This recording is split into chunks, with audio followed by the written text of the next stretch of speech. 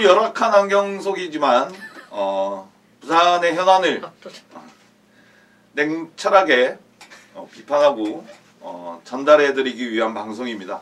시민과 함께 부산연대 11월 셋째 주 방송 시작하겠습니다. 함께 하시는 분들 끝에서부터 자기가 소개를 하시죠. 네, 부산교운동연합 협동사무처장 부상현이라고 합니다. 반갑습니다. 예, 부산참여연대 사무처장 양민숙입니다. 반갑습니다. 예, 건강사회복지연대 사무처장 맡고 있는 이성환입니다. 자, 오늘은 뭘 얘기해 볼 거냐? 저희가 새 꼭지를 잡았는데요. 정당이 다른 시의원들끼리 이번 주에 엑스포 책임론을 가지고 SNS상에서 책임 공방을 한 이야기를 간단하게 전해드리고요. 두 번째는 양민숙 처장님이 2025년 부산광역시의회 행정사무감사에서 어떤 일이 있었는지를 아주 알기 쉽게 전달해 드릴 겁니다. 그리고 이번 주에 박형균 시장이 이재명 정부에게 부산의 9대 과제를 지원해달라는 기자회견을 했습니다. 이게 과연 부산의 현안 이렇게 지원해주면 부산이 살 수 있는지 박상현 차장님이 말씀해 주시겠습니다. 부산 시민 요구는 안 들어주면서 되게 요구하는 건 또 많아요. 크게 이야기하세요. 잘 안 들려요. 그러면 아니 부산 시민이 요구하는 건 하나도 안 들어주면서 뭘 그래 정부에 요구하는 것도 많고 가서 1인 시위도 하고 부산 지역 시민들하고는 좀 소통 잘하면 좋겠어요. 자, 이게 다 이제 지방선거가 6개월밖에 안 남았기 때문인 것 같습니다. 시의원들도 마찬가지인 것 같아요. 대리전으로 SNS상에서 이제 논쟁 아닌 논쟁을 했는데 부산일보가 이걸 오늘자 신문에 실기도 했습니다. 시작은 이준호 금정구 시의원이 네. 변성환 지금 더불어민주당 부산시당 위원장의 엑스포 책임론을 이제 문제 삼아서 더불어민주당은 엑스포 책임이 없냐? 전전시장인데요. 그것도 권한 대행이었는데. 아니, 그러니까 변성환한테. 시작은 이게 문재인 정부 때 국책 사업으로 시작된 거고 오거돈 시장이 있을 때 한 거 아니냐. 그래서 엑스포 유치 실패를 박형준 시장의 모든 책임을 떠넘기는 건 옳지 않다 이런 이야기입니다. 여기에 이제 더불어민주당의 2명밖에 안 되는 시의원 중에 반선호 시의원이 뭔 소리냐 이러면서 이제 박형준 책임론을 강하게 이야기하니까 이준호가 공개 토론하자. 이게 지금 벌써 시작한 거예요, 우리 방송? 예, 시작한 겁니다. 집중을 좀 해주세요.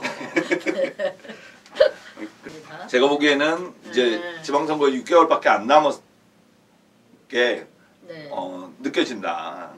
이게 벌써부터 이제 엑스포 유치 실패가 국민의힘의 혹은 박형준 시장한테는 아픈 고리가 될 거니까 미리 이제 사전에 차단하기 위해서. 근데 그렇다고 차단이 되나요, 그게? 제가 봤을 때는 이건 백서 나오면 뭐 안 봐도 비디오. 보궐선거를 했고 그리고 보궐선거 다음에 또 시장이 돼서 온전히 엑스포를 추진한 사람이 박형준 시장인데 그리고 지난 시간에 말씀드렸지만 물론 시민들한테 뭐 미안하단 말은 했지만 제대로 된 사과를 한 적이 없어요. 그래놓고는 이제 와서 전 정부 탓도 있고 오거돈 시장 탓도 있겠죠. 근데 그 탓은 제가 볼 때 한 5% 이내 아니면 1, 2% 이내라고 생각해요. 저는 엑스포 관련해서 박형준의 가장 큰 실책 혹은 잘못은 부산 시민뿐만 아니라 전 국민들한테 거의 다 따라잡았다. 역전할 수도 있다. 이 이야기를 한 책임이 전 가장 크다고 생각합니다. 그래요. 저는 그렇게 생각 안 하고 물론 그것도 있지만은 엑스포를 유치한다고 온갖 시민들을 속여가면서 언론도 이상한 기사를 내게 하고 뭐 세계적 미술관도 짓고 케이블카도 하고 슬로건도 바꾸고 상징물도 바꾼 거 그거 하면 될 것처럼 했잖아요. 그럼 그거 하면 되지는 않았다 치더라도 그러면 얼추 따라잡았어야 됐는데 너무 그 표 차이가 크다는 거죠. 저는 그게 뭐 문제라고 생각합니다.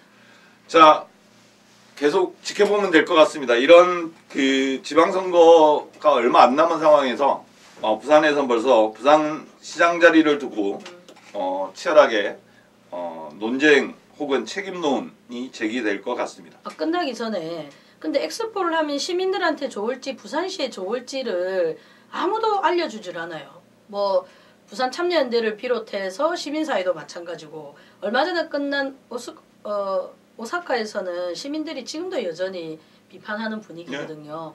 그거를 제대로 알아야 된다. 왜냐하면 2040을 또 추진하려고 이 지금 물밑에서 막 지금 박형준 사장이 간을 보고 있잖아요. 그래서 엑스포 책임론 이야기하실 때 저는 엑스포가 과연 시민들하고 부산 지역에 좋은지를 한번 꼼꼼히 따져보는 이후에 전문가를 모시고 그런 거 한번 했으면 좋겠다는 생각입니다. 예, 알겠습니다.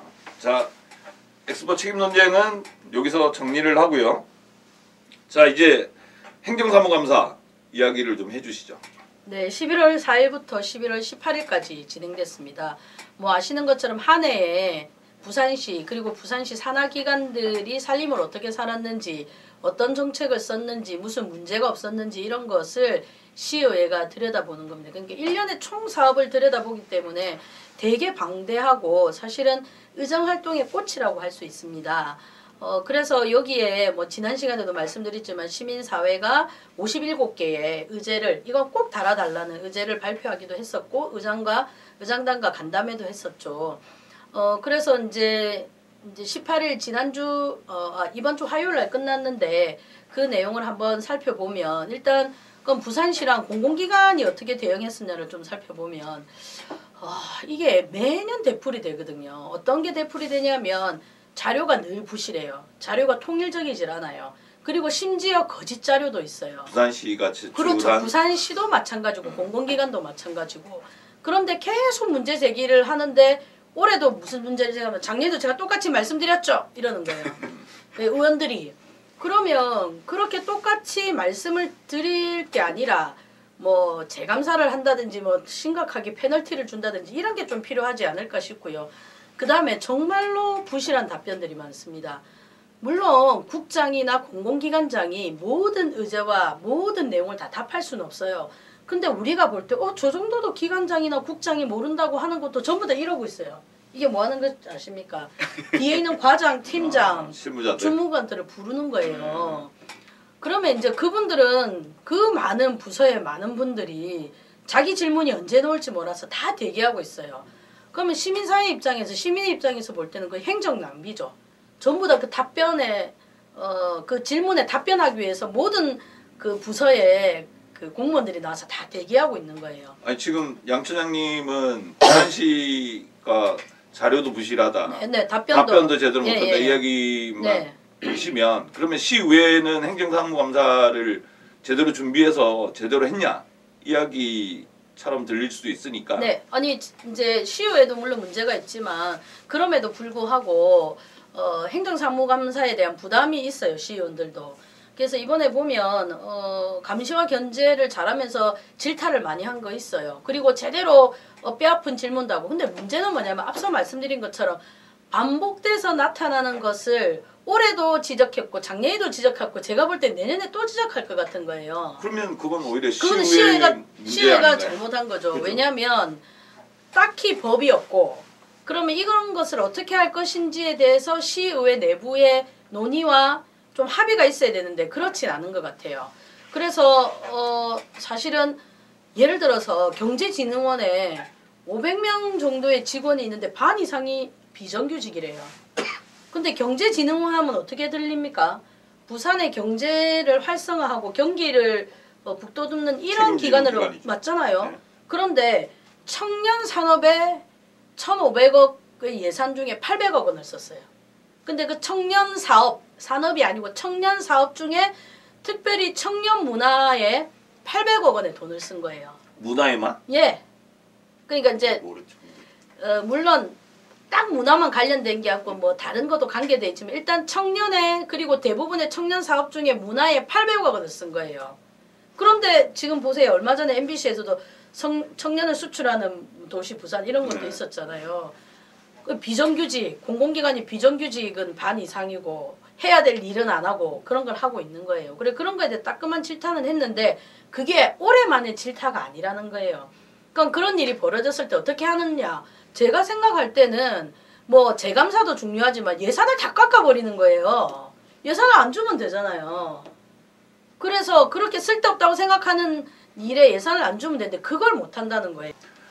이번 사무감사에서 시의회가 잘한 거 네. 한두 개 꼽아주시고 네네. 못한 거 한두 개 이야기해 주시면 네. 될 것 같아요. 잘한 거는 우리가 51개 의제를 발표했는데 그 의제를 대부분 다 담았다는 거예요. 그러면서 강한 질타하고 문제 제기도 많이 했어요. 그런 것들이 잘한 거라고 할 수 있고요. 그 다음에 아주 뭐 저는 주로 기재위를 듣는데 기재위에는 의원들이 되게 꼼꼼하게 준비를 잘해왔어요. 그러니까 자료도 잘 보시고 과연 공공기관의 문제가 뭔지, 그러니까 그 공공기관의 소관 부서인 뭐 기획관 이런 데서 뭐를 잘못하고 있는지 되게 잘 짚었어요. 그런 부분은 잘한 거라고 볼 수 있거든요. 그리고 시민의 의제를 받아들여서 질문한 것도 잘한 거라 볼 수 있어요. 근데 이렇게 문제는 지적했는데 그거를 해결하고 개선하는 게 뭐가 있을까에 대해서는 제시를 안 하는 거예요. 그거는 이건 이렇게 해보시죠가 아니고 이렇게 계속 반복되는 잘못과 반복되는 그 정책의 실패에 대해서 뭔가 따끔한 대응이 있어야 되는데 그런 게 없다는 거예요. 그 다음에 또 잘못한 거는 뭐가 있냐면요. 이런 건 좀 문제였어요. 기재위는 대부분 잘했는데 심지어 어느 국장한테 내년에 지방선거 있는데 이거 이렇게 좀 더 홍보하고 해야지 왜 이렇게 하시냐 이렇게 한 거예요. 그럼 말이 안 되잖아요.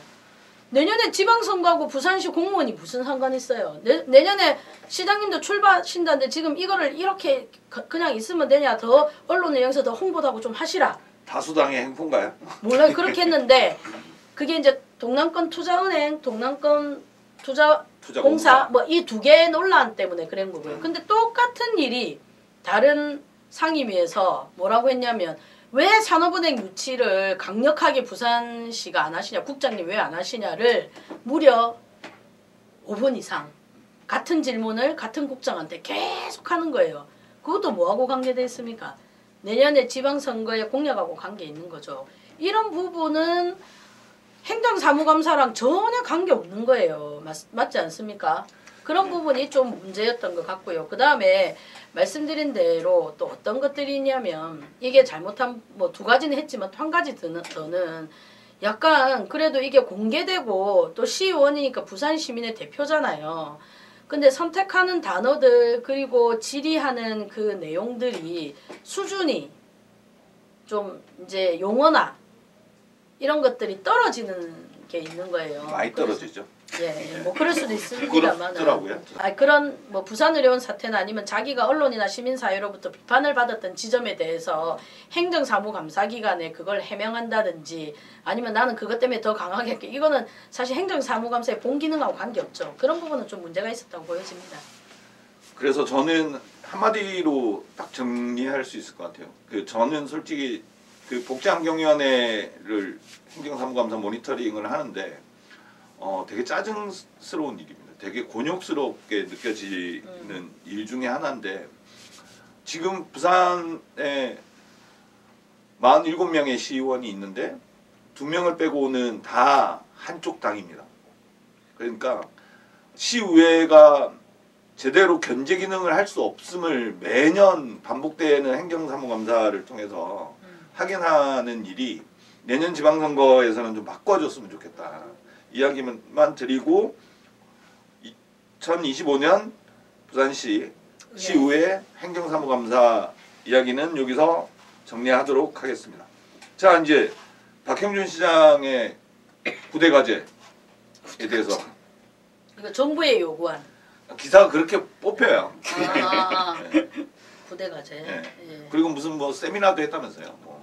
예, 사실 저는 이거 내용을 구체적으로 알지 못했는데 오늘 좀 와서 봤는데요. 뭐 어떤 구체적으로 거창하게 했는지를 봤는데 이게 이렇게까지 뭐 기자회견하고 오버할 건지는 잘 모르겠습니다. 매년 하던 이야기예요. 박형준 시장이 그래요? 입만 열면 가수도시공항 조기 계약. 글로벌 허브 도시 특별법. 뭐 특별한 게 뭐가 있나요? 근데 바뀌었는데 글로벌 해양 허브 도시로 바뀌었는데 왜 다시 또 글로벌 허브 도시로 또 바뀌었죠? 글로벌 허브 도시에서 특별법은 글로벌 허브 허브 도시 특별법이고 네. 슬로건은 글로벌 해양 허브 도시. 예, 그렇게 바뀐 거죠. 자기가 무슨 허브 도시를 하고 있는지 모르는 거 아닐까요?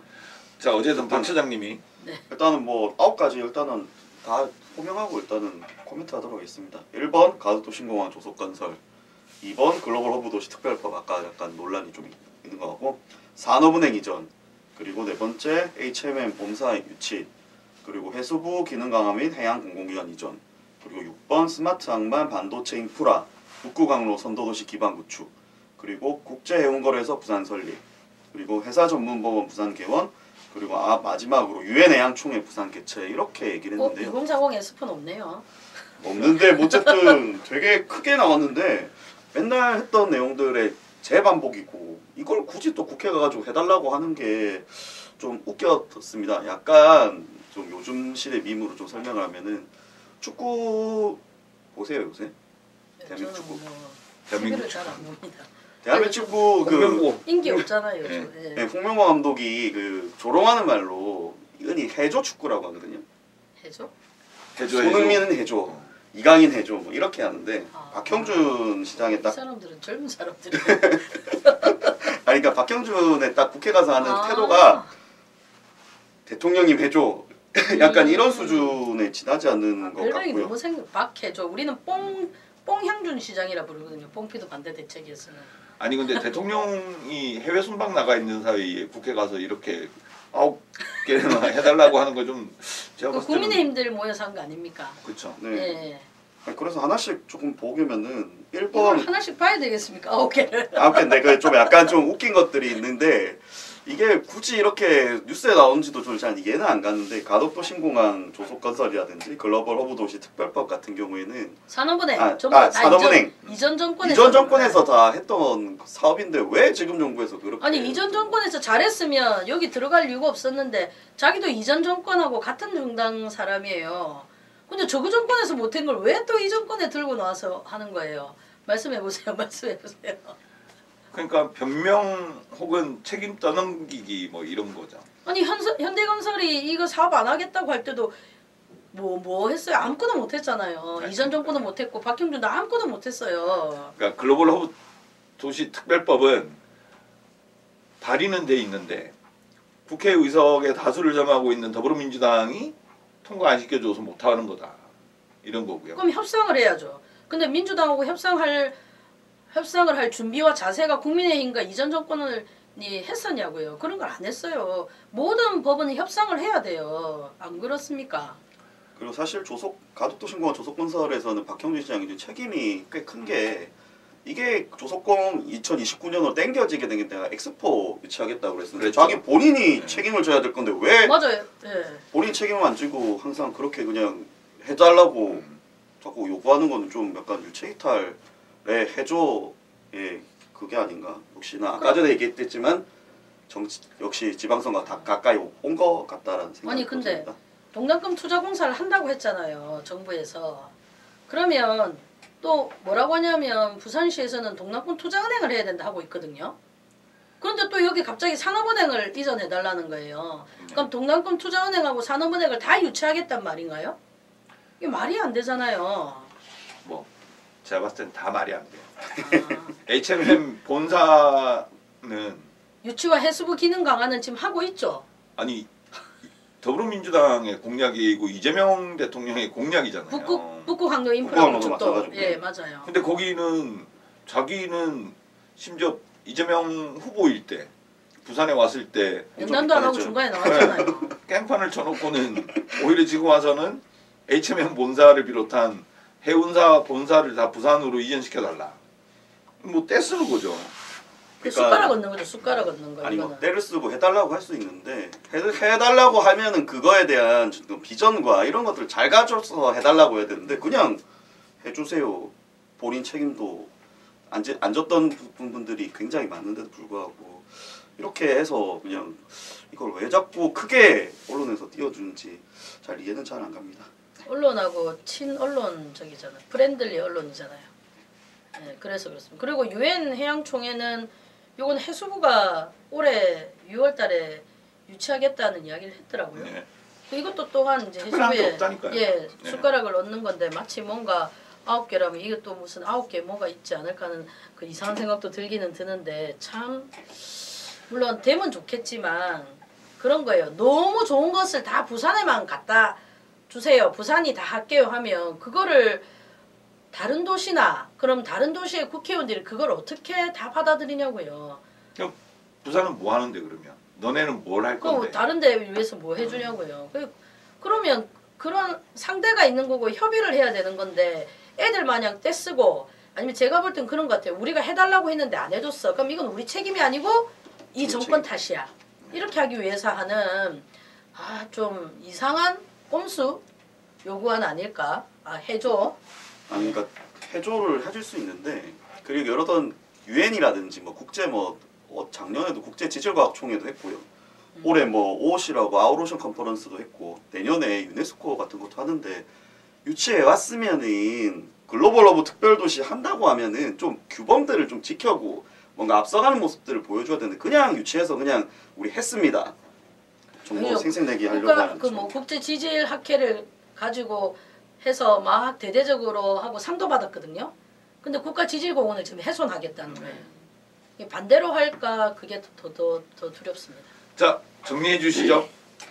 네, 박형준 시장의 이제 9가지 요구하는 그냥 떼쓰기 혹은 지방선거 정치용 이게 신호탄이다 정도로 마무리하겠습니다.